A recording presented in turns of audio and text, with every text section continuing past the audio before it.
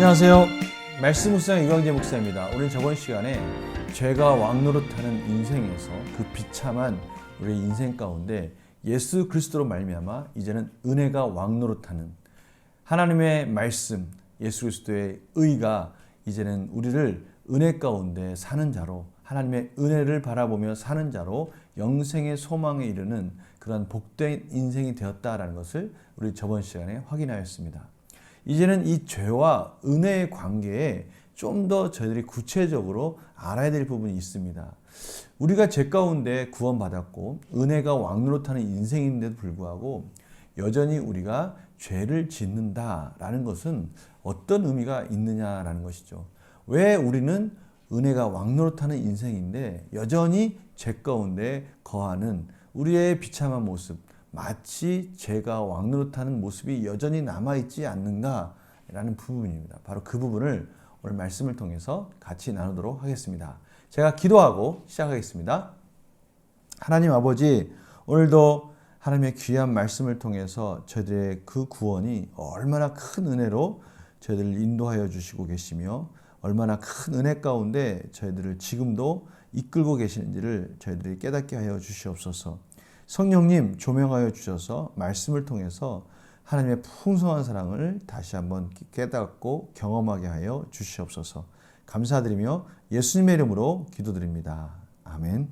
로마서 6장 1절에서 14절 말씀을 먼저 봉독해 드리도록 하겠습니다. 그런즉 우리가 무슨 말을 하리요? 은혜를 더하게 하려고 죄에 거하겠느냐? 그럴 수 없느니라. 죄에 대하여 죽은 우리가 어찌 그 가운데 더 살리요? 무릇 그리스도 예수와 합하여 세례를 받은 우리는 그의 죽으심과 합하여 세례를 받은 줄을 알지 못하느냐.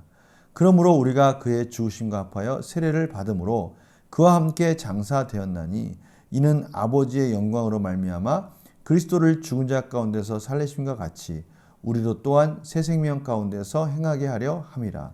만일 우리가 그의 죽으심과 같은 모양으로 연합한 자가 되었으면 또한 그의 부활과 같은 모양으로 연합한 자도 되리라.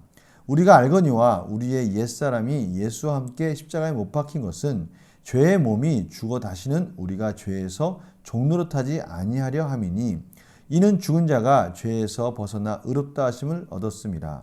만일 우리가 그리스도와 함께 죽었으면 또한 그와 함께 살 줄을 믿노니 이는 그리스도께서 죽은 자 가운데서 살아나셨음에 다시 죽지 아니하시고 사망이 다시 그를 주장하지 못할 줄을 알미로다. 그가 죽으심은 죄에 대하여 단번에 죽으심이요 그가 살아계심은 하나님에 대하여 살아계심이니 이와 같이 너희도 너희 자신을 죄에 대하여는 죽은 자요 그리스도 예수 안에서 하나님께 대하여는 살아있는 자로 여길지어다. 그러므로 너희는 죄가 너희 죽을 몸을 지배하지 못하게 하여 몸의 사욕에 순종하지 말고 또한 너희 지체를 불의의 무기로 죄에게 내주지 말고 오직 너희 자신을 죽은 자 가운데서 다시 살아난 자 같이 하나님께 드리며 너희 지체를 의의 무기로 하나님께 드리라.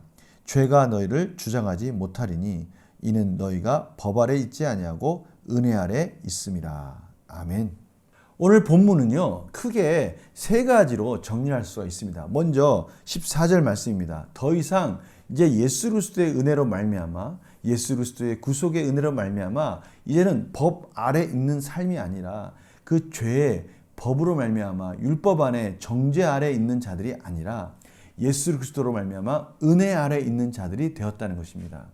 이것은 앞에 있는 것을 반복해서 설명하는 것이죠.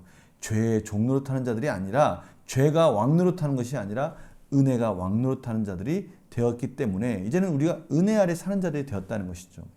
이걸 다른 말로 한다면 예수 그리스도와 함께 저희들이 십자가에 죽고 이제 예수 그리스도가 다시 살아나서 하나님께 대하여 살아났듯이 저희들도 이제 하나님을 바라보며 영생의 소망 가운데 사는 자들이 되었다라는 것입니다.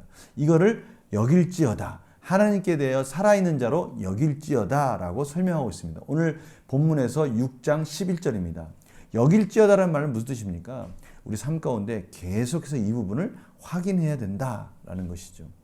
이러한 것을 잘 보여주는 것이 뭐냐면 오늘 말씀 가운데 바로 세례입니다. 세례를 받다 이 말은 물속에 잠기다 좀 또 구체적으로 표현한다면 익사하다 이런 것이거든요. 그러니까 물속에 죽는 겁니다. 물속에서 죽음을 말미암아 이제는 우리가 예수와 함께 십자가에서 죽는 모습을 이 세례를 통해서 표현하는 겁니다. 그리고 다시 예수 그리스도가 부활하듯이 저희들도 다시 새 생명 가운데 살아나는 자들이 되었다는 것입니다. 그래서요, 저희들은 이제는 죄의 종노릇, 육체의 소욕을 따라가는 자들이 아니라 예수 그리스도 안에서 예수 그리스도가 그렇게 하나님을 바라보며 살았듯이 이젠 저희들도 하나님이 주신 예수 그리스도 안에 그 의를 힘입은 자로서 의의 무기, 하나님께서 주시는 그 선한 일꾼으로서 삶을 사는 자들이 되었다는 것입니다. 이제는 죄를 짓는 자들이 아니라 하나님이 주신 그 말씀을 가지고 순종하로 말미암아 의의 무기를 가지고 선한 일꾼처럼 사는 자들이 되었다는 것을 오늘 말씀하고 계시는 겁니다. 이 흐름을 잘 이해하시기 바랍니다. 저희들이 예수 그리스도와 함께 죽고 이젠 다시 살아남으로 은혜 아래 거하는 자들이 되어서 이젠 삶 속에서 육체의 소욕이 아니라 우리가 은혜 아래 있다는 것을 계속 확인하는 삶을 살면서 이제는 육체의 소욕을 쫓아가는 그러한 것들을 가감히 끊고 의의 무기, 하나님께 주신 그 말씀을 따라 순종함으로 하나님께 영광 돌리는 그러한 선한 일꾼이 되었다라는 것이 오늘 말씀의 핵심입니다. 문제를 풀어보면서 다시 한번 정리해 보겠습니다. 바울은 우리의 옛사람이 어떻게 됐다고 말합니까? 우리의 옛사람, 우리가 예수 그리스도의 십자가의 죽음으로 말미암아 이제 우리는 죄에 대해서 죽었다라고 그렇게 표현하고 있습니다. 바울은 죄가 더 이상 우리를 주장하지 못하는 이유에 대해 어떻게 설명합니까? 저희들이 이제는 더 이상 법 아래 있는 자들이 아닌 것이죠. 죄가 왕노릇하는 자가 아닌 겁니다. 저희들은 이제는 은혜 아래 있는 자들이 되었어요. 죄가 우리 가운데 자꾸 우리를 끌고 가려고 하는 그 속에 하나님의 은혜가 그 죄로 말미암아 그 죄를 누르고 죄를 덮고 그 죄를 이길 수 있는 능력 가운데 그것을 은혜 아래 있다는 것을 확인시켜주는 자들이 되었다는 것이죠. 바로 이것이 여길지어다입니다. 우리 순간순간 우리 삶 가운데 죄를 안 지을 수가 없습니다. 이 세상에 살 때 죄를 짓지 않고 산다는 것은 불가능하죠. 그러나 분명한 것은 그 죄가 계속해서 우리를 끌고 가지 못하는 거예요. 우리가 죄 가운데 있다는 것을 깨달았을 때는 다시 자각하고 회개하고 하나님의 은혜가 다시 저희들을 깨워 이끌고 가는 겁니다. 이것이 바로 은혜 아래 있는 겁니다. 하나님의 은혜가, 하나님의 사랑이 죄 가운데 더 이상 계속 머물러 있지 못하도록 우리를 그 죄를 이기는 자로 저희들을 세워주셔서 은혜 가운데, 은혜가 저희들을 지배하는 말미암아 그 은혜가 더욱더 풍성히 나타난다는 겁니다. 정말 귀한 은혜입니다.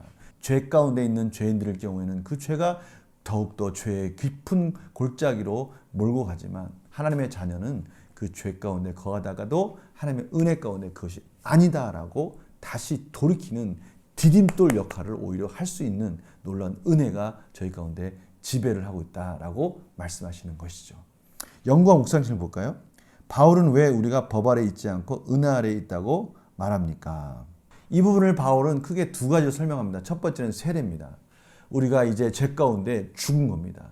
죄 가운데 완전히 물속에서 죽은 것 같이 우리는 죄는 죽고 이젠 의에 대해서 살아난 자가 된 겁니다. 다시 물속으로 나와서 이제는 예수님께서 하나님께 대하여 살아났듯이 저희들도 다시 살아난 겁니다. 그것이 바로 십자가죠. 우리는 십자가에서 예수 그리스도와 함께 죽고 이제 예수 그리스도께서 부활하심으로 하나님께 대해서 사는 것 같이 우리도 그렇게 은혜 아래 살아난 자로서 의에 대하여 살아난 자로서 그렇게 여기라고 오늘 말씀하고 계십니다. 우리 삶 가운데 바로 이 과정을 통해서 우리가 이제는 더 이상 죄 아래 있는 자들이 아니라 죄에 대해서는 죽고 은혜 아래 살아있는 자로 그렇게 살아가는 자들이 되었다는 것입니다.